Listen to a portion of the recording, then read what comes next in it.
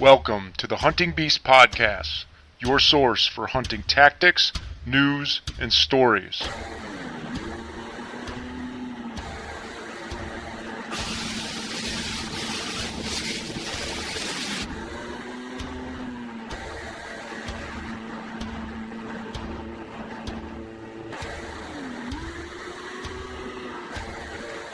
And now your host, Mario Traficante.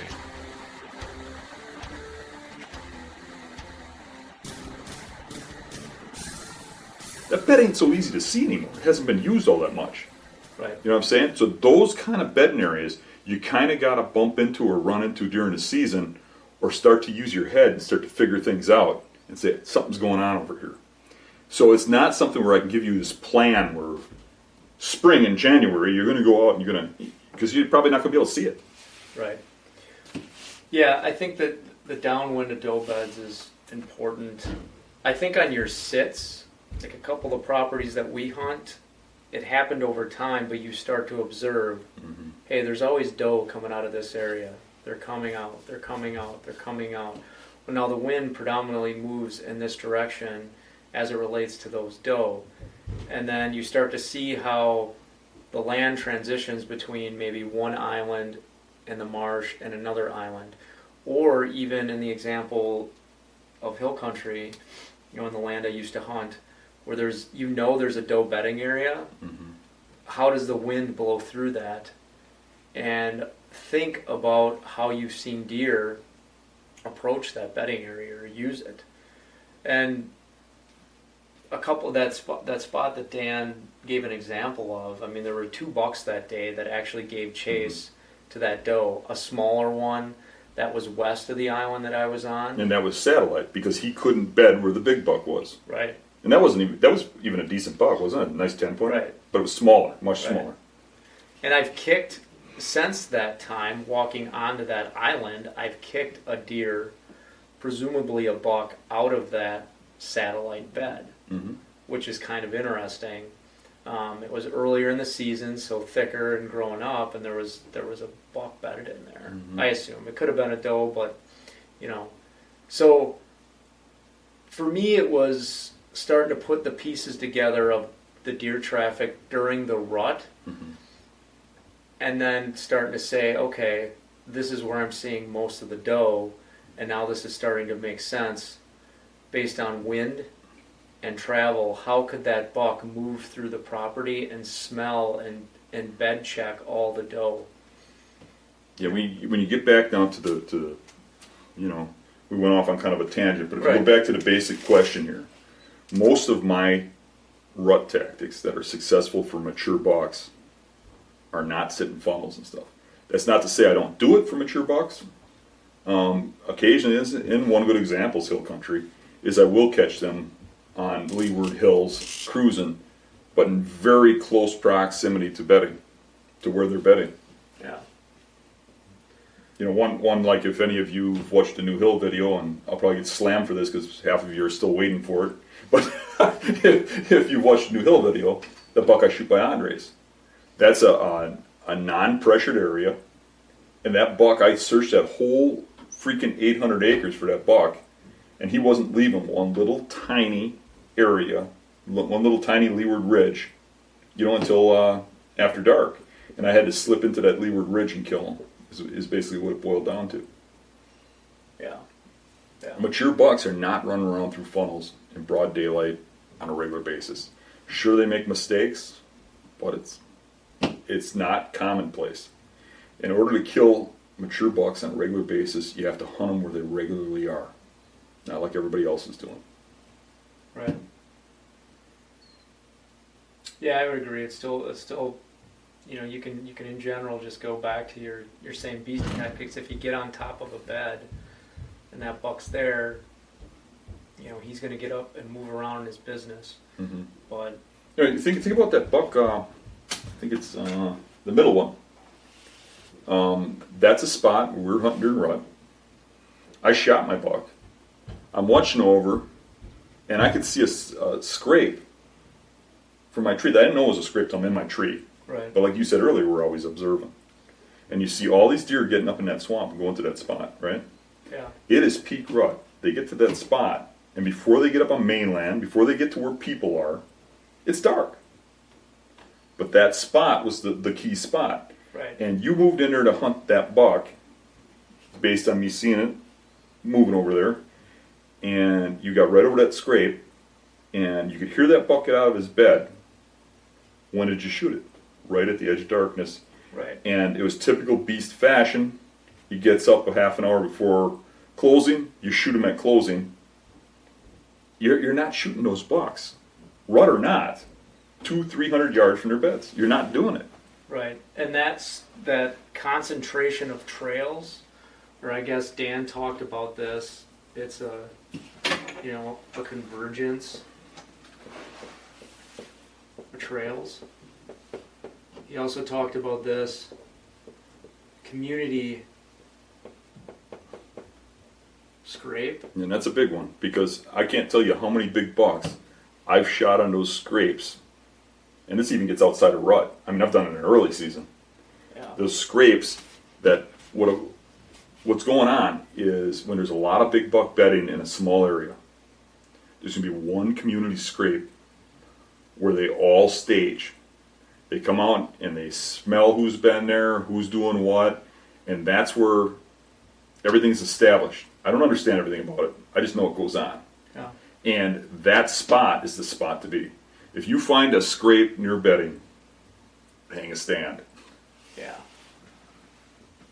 And one thing that you'll find, I think, is unique You about... can underline near bedding, because scrapes going through the middle of the woods or on the edge of fields are like hunting a random rub. Right. You know, a lot of people will say, you know, do you hunt scrapes? Scrapes don't work, or scrapes do work. Well, the difference is where they're hunting them. That's really what it boils down to. It's like anything else. You got to hunt them where they move in daylight. Right. Well, yeah, this small property that I used to hunt, there would be scrapes you saw it, every 25 yards all along the perimeter of the field. And a lot of that was the smaller, immature bucks running in daylight or even doing it at night, and they'd cruise those things. And Your average tear them guy all would up. go up there and he'd find the heaviest concentration of those and put up a stand. Right. Right, because it's really attractive to want to go there and sit over something like that that's got a heavy amount of sign. And the one thing that's interesting about this is that and this is particular to marshes and swamps, but when you're on those transitions and you're looking out over that marsh or swamp into that bedding area, it's amazing so it could be dead quiet, but when you hear movement in there, when that deer gets up from a bed or you start to hear chase, it's loud. Mm-hmm. There's a significant change in noise, and you can understand the direction of it. And I guess the reason why I bring that up is because someone might be thinking, well, how do you know that buck got up when he did? Well, how do you know he was there's a giving thing there chase? too, and I don't know if you've noticed it. I'm sure some of our listeners have noticed it, but there's a time period during the day when the wind dies, and there's this calm period right before sunset. Yes. That is when, that quiet period then, that all those deer start to rise. Yeah. And you start to hear them getting out of the beds. You hear them right where those beds are, Yeah. and start to move. And that's repetitive. In that particular area, it's kind of cool, because you're sitting there and you can hear them getting up all around you and coming. And it's like an exciting time, and it's wet. That area is really wet. There's little humps that they bed on. So as soon as they step off those beds, you hear that slurping, and you hear them coming. You know, you can hear them moving around, and You'll hear them start to move. You'll hear them start to expel, air out of their nose and through their mouth.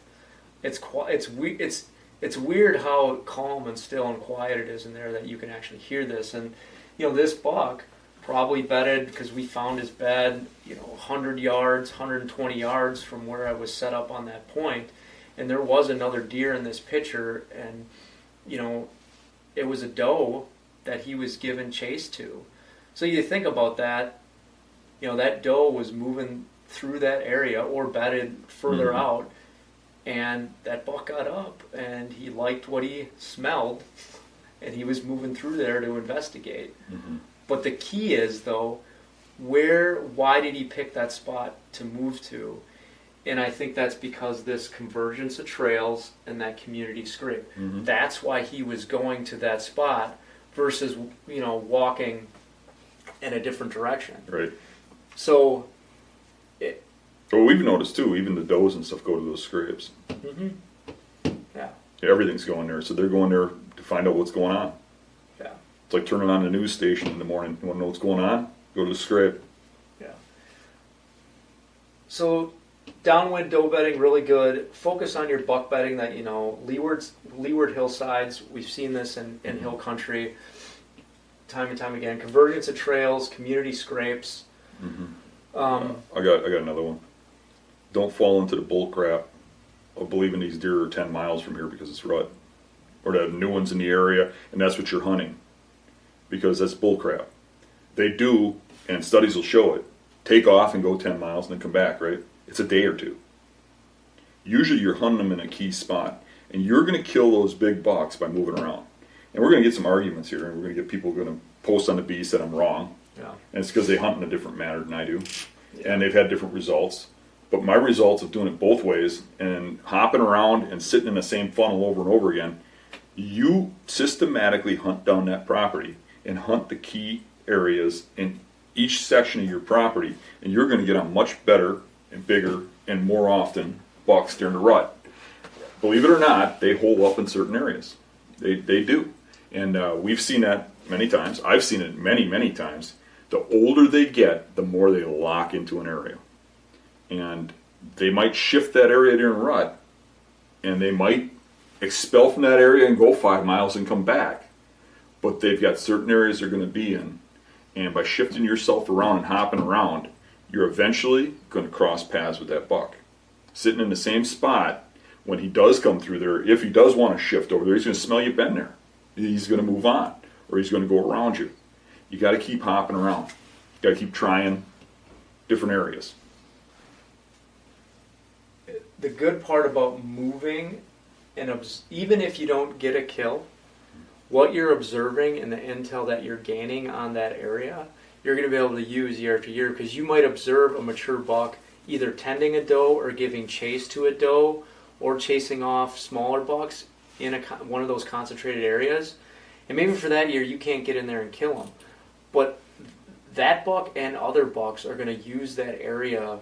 Again, there's some reason why the way that the wind is or how the setup is, that history will repeat itself during those rut times. They like going back to those setups. And that's a key thing to remember, because some guys think, well, that's random, that buck was there, I'll never see another buck in that spot again. But Very little is random about big bucks. Right. So let's go back to the spot we were just talking about, in that swamp. Now, you killed that big 10-pointer there. I killed a couple of 8-pointers there. Did we kill anything else there? So we got 3 bucks killed there, and I think we've hunted it 6 or 7 times. Yeah. 3 years. Yeah. And that's why it's good. Yeah. Most guys camp out there, because you could get action there most any time, but if you camp out there, it ain't going to stay good. No, you'll soil it. Right. Those deer come through in the way they do and still use those scrapes because we back off. Yeah. Now, you're going to have guys that are going to say, it's rut, I can hunt there every day. And you're going to see that spot go downhill. And you could say it won't, and I can tell you that if I went there and sat there every day during a rut, I would probably be able to kill a decent buck every year. Decent. But if you want to kill the monster, the giant, the old granddaddy, he ain't going to keep coming there if you're camped out there. Right. And the reason that spot always seems to have the biggest bucks in the swamp is because we stay out of there till the time is right, and we try to time our hunts with the key time when that spot is hot. That would be a great spot to go opening week when they're coming up out of the swamps into the acorns. It'd be a great time to go in early October when they're just starting to rut. It'd be a great time to go late season when the swamp is thick and the woods are open and they're virgin up. But the best time to go there is when those does are in heat and those bucks are bedding all around there, around those does in heat, and coming up there a little earlier than they usually do. And so we try to time it around hitting it at the peak time. and leaving it be and going hunting someplace that ain't near as good that same time period. Right. We're not going out there and killing ourselves by stepping on our feet. Right. And you got to have the stamina to go hunt someplace that ain't as good, Right. or to try something else. And stick to your plan. Mm-hmm. Now, sometimes on public spots, you don't always have the advantage of doing that if you get other hunting pressure. But it is key if you can hold off and stay out of those areas. Mm-hmm. And go into that pre-rut scenario with your established plan based on the stuff that you've patterned from previous You years. get your first sit of the season in that spot That's all you need. when it's hot. Yeah, one sit. So Yeah, out of about 6 hunts, yeah, literally we've killed 3 6 or big bucks. Yeah, 6 or 7. Yeah. Yeah, so about 50% success rate. Yeah. And I don't think there's been a time we didn't pass one, or. Yeah. So good. All right, it only took us another 15 minutes to answer that question. These are each podcast in their own. Yeah.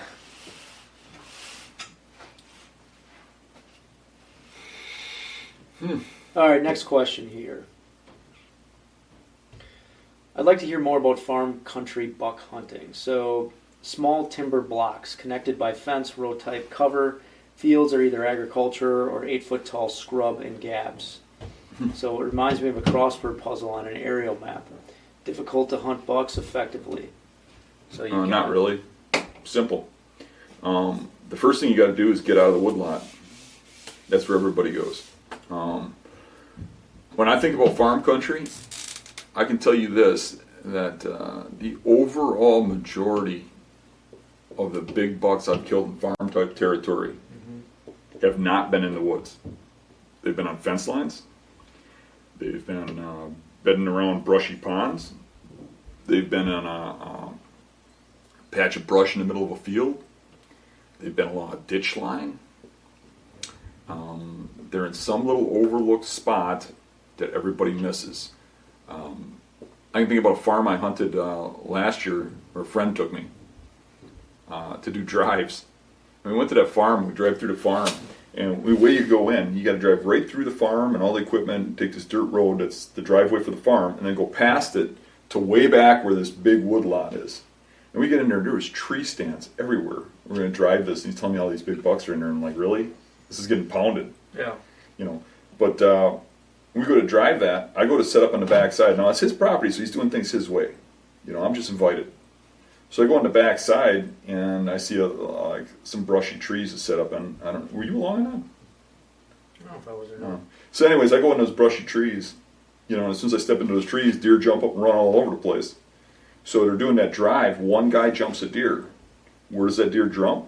On an edge in a brushy field that they walk through to doing the drive, on a little island in that field that has an oak tree on it. Not one deer came out of that giant wood lot where everybody thinks they're going to be. And I'm taking note of that, and it's exactly what I expected. So when we get done, I says to the guy driving, and I says, do you mind if I make a suggestion? And he says, no, sure. And I says, how about the patch by the road? Now, honestly, we didn't jump a deer out of that patch. When we got down there was the biggest buck sign of that whole area was in that patch by the road where nobody goes because you're driven past it, and that's the spots you got to be, is those little patches. In a lot of cases, it doesn't even have a tree you can hunt out of. It's a little dogwood patch in a pasture or something, and along a creek or something, but it's not those big woodlots. Now, when they do bed in big woodlots, say that's what you got for options, they are bedding in those woodlots. You're going to find them on the downwind side, on the edges, not in the center, looking out over those fields. Wind from the woods, they can smell anything in the woods, they can watch anything coming, and they're going to stare at their food source. So they use their eyes a lot in farm country. When they bed interior in woodlots, it's going to be at an edge, where there's a little pothole of water or something in that woodlot, or there's a elevation change. You either got a hill they're bedding on, or you got a spot where elevation goes from oaks and hardwoods into softwoods and pines and poplars and tamaracks. Yeah. And those transitions are going to hold the deer. But most of what you find in farm type country is going to be out in those fields. It's going to be on those tree lines. It's going to be off to the side where nobody looks. Yeah. Walk the edges. Be in the edge of the woodlot, the edge of the tree lines and stuff. And I think about Dave's farm. A lot of times you pull in the farm, nobody goes over to the far right and goes on that tree line. And a lot of times I see big bucks bedded along that tree line. Just because nobody goes over there and they can see the whole field. Yeah. They're hard to hunt that way, but that's what you got to look at. Farms are a lot more set up for the observation. You just get up high and watch everything before you move in. See what you got to see. And even if you don't kill the buck, you'll learn a thing or two about the property. You'll see that those big ones that enter those fields and stuff aren't necessarily coming from those woodlots. They're coming from someplace a little more unexpected. Right. And, based on the description of what you gave here, you're really talking about these grid-like spots. Maybe you have a woodlot here and here, but it's what Dan's referring to is these edges. These edges that are going to hold thickness here, or maybe there's a cornfield here, and there's an island of trees right here, all surrounded by corn or all surrounded by beans. It's very similar to the swamp or marsh scenario where that one thicket You erase that, let me do a map. might be holding it up. Okay, so here's your road. Here's your farmhouse, right? Looks like a house, don't it? Sort of. So you pull in here, and you got some tree lines that come down here. And you got fields that are broken up by tree lines, right? And then back here you got a woodlot, connects to the neighbors. Okay. Here you got more fields, right? Got a woodlot here, right? And so here's your woodlot. Wind comes through like this. I can see him bedding right here, watching the farm. Okay, bedding along here with this wind coming down in some manner from the north. Okay.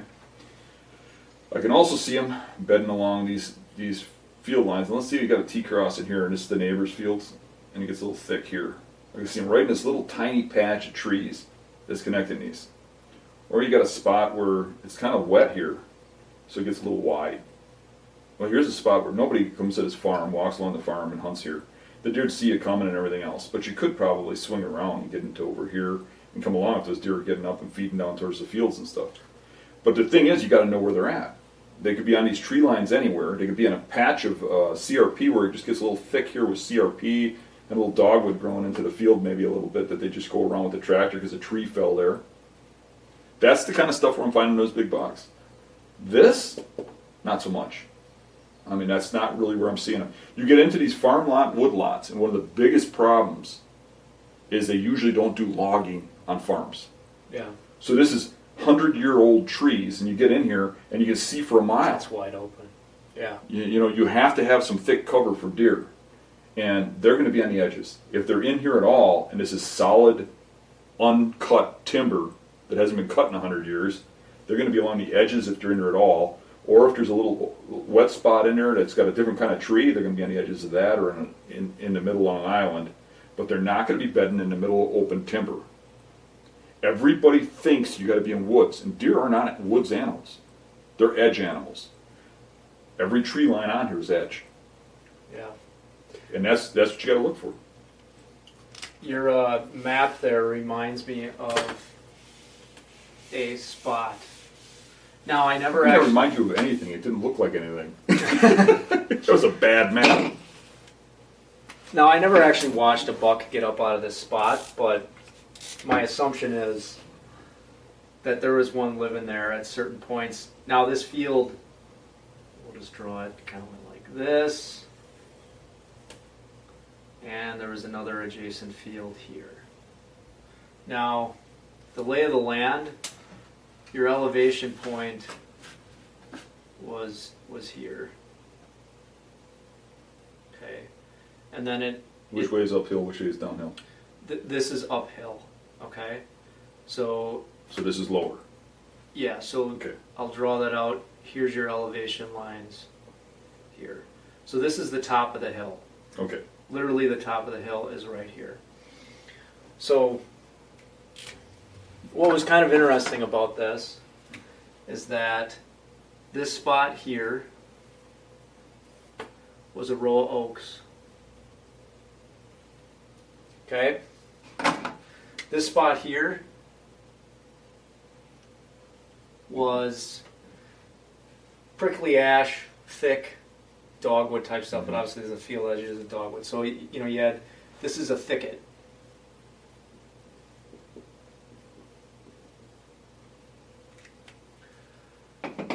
So right at the high point of this, where that thicket was, there was a downed tree, a log that was fallen like this. So what was interesting about this spot is that there was a scrape that I noticed was right here. And then there was various scrapes that ran so often along here. When I was turkey hunting, in the spring I was walking along this thing just kind of figuring out a spot I wanted to sit, and I stumbled upon this spot right here. And what was interesting about it is that there was a corridor that was tunneled through this thicket, and it wrapped around this log, and it went in, and there was a bed right behind this log. Mm-hmm. Now this spot right here was on a fence line. Oaks were right here. Scrape was right here.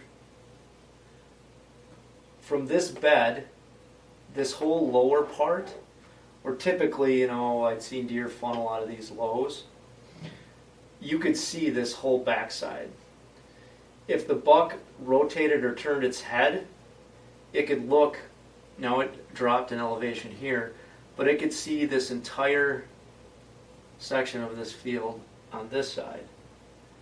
And, you know, obviously this elevated up so it got higher to the highest point here. But what was interesting about that spot is it was super thick. Like if you sat in there, you know, and hunkered Right. down, you were totally covered up. And it was literally only as wide as this room that we're sitting in. Yep, I see that all the time.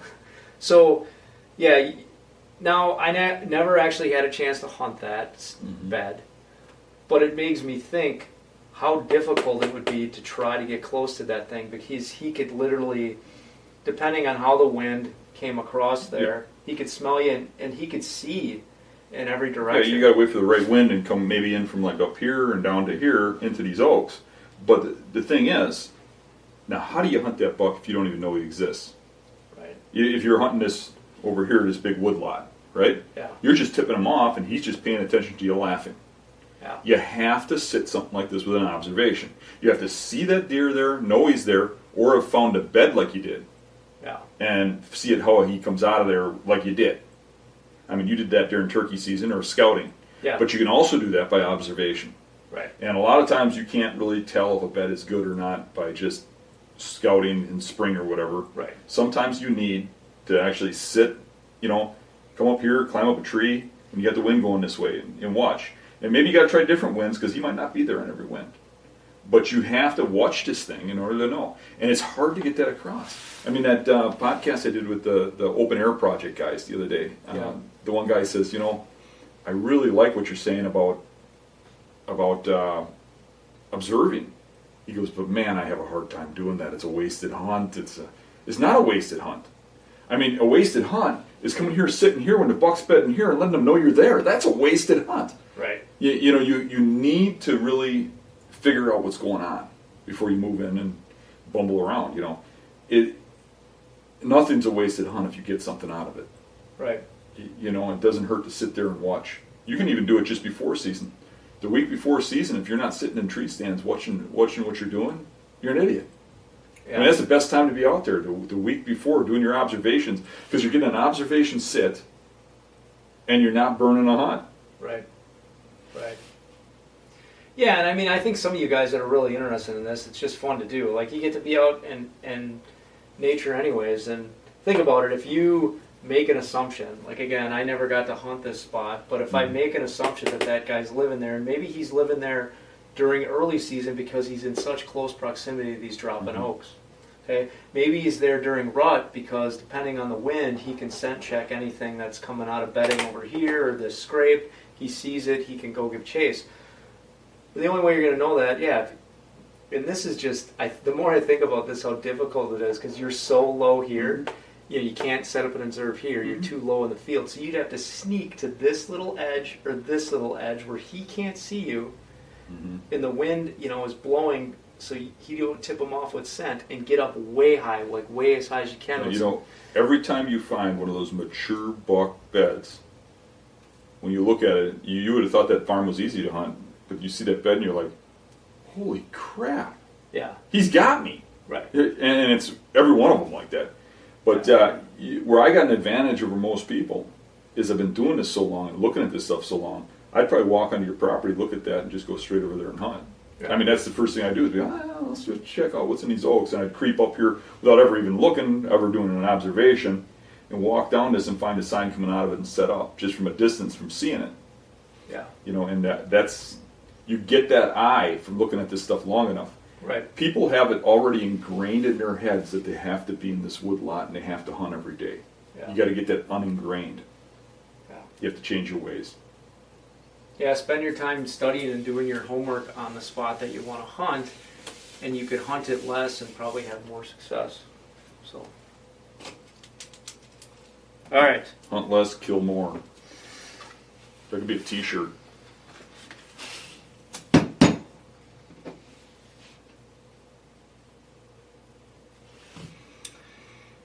All right, here's one. So, talking points on how to teach bed hunting, hill country, and the sport of deer hunting to new youth hunters. So, they're young and starting out with this. How do you teach them? Yeah, it would go into the conversation we had before the show. Yes. Yes. Where me and you were talking about that.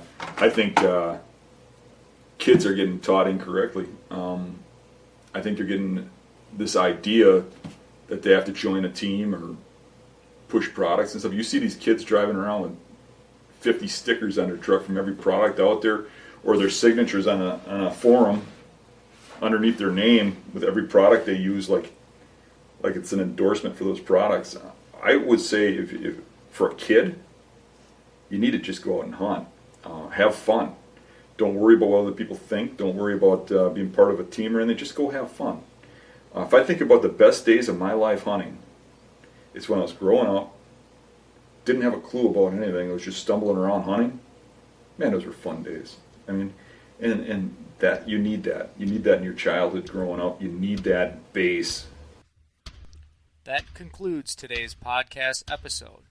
Please go to thehuntingbeast.com to post any discussions, questions, or comments regarding today's podcast episode.